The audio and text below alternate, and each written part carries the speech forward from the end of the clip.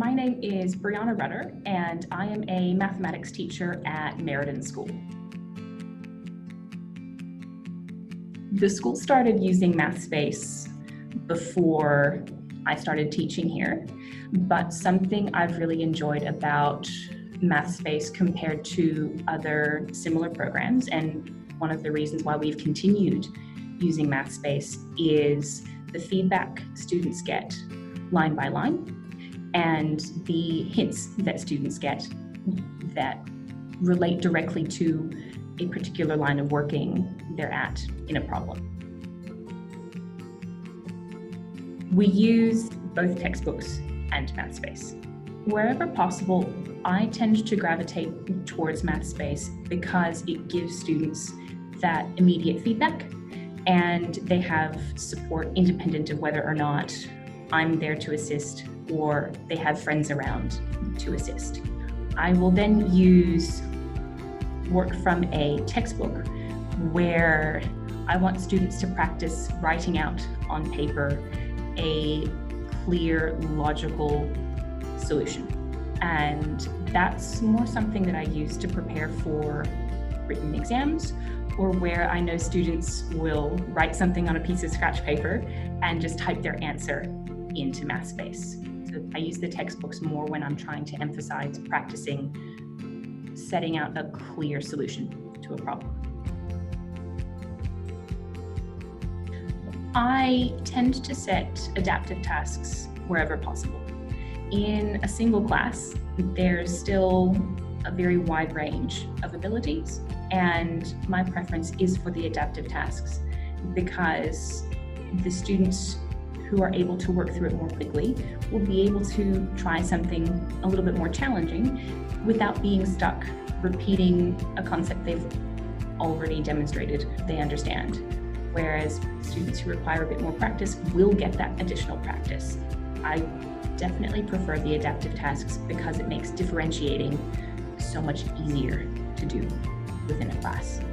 I do also use custom tasks as well when there are particular styles of questions that I want every student to have practice with, or when I want to use Mathspace as a tool for running a quiz or a small informal topic test. They have been so helpful. The information that I've looked for previously has been very time-consuming to collect. I've needed to look in a lot of different places and pull different pieces of information from different places. But with the new reports, I can look at a particular task and Mathspace tells me these students flew through it. These students got a bit stuck. These are the questions where the majority of the class needed a little bit of help. So being able to open up Mathspace and in the space of about 5 minutes, get a comprehensive summary of not only how the students are doing, but how the class is going as a whole, makes it so easy for me to take that information and use it the next period. It's also for parent-teacher nights or for parent phone calls and parent emails. The new student reports are fantastic. It's very helpful for me to give parents feedback on how much effort students are putting in. And with the new student reports, it's not only the amount of time they've been putting into tasks, it's how much progress they've made through a particular task. It's also how they're going with different topic areas. That information is there, it's available, and I don't have to take time away from teaching, and I don't have to find time outside of the class to have a conversation with the student to see how they're going and see how much work they're putting in. That information is there, ready to go to help support those conversations with parents. The breakdown of self-directed work versus assigned work, that's always been something I've wondered, how do I see when students are doing work that I haven't set? Because you really want to reward students who are going above and beyond your expectations. Before the new reports came in, I've not been able to figure out exactly how to identify those students and how much work they are putting in. But with the new reports, I have that information, and there are a couple of students who are doing so much practice, and I can now see that, and I can now congratulate them on all the effort that they're putting in and say, all that work that you're putting in, well, look at the improvement you've seen from term 2 to term 3. That was all your hard work. That's been really nice. The feature my students enjoy most about Mathspace is the immediate feedback they receive for their solution.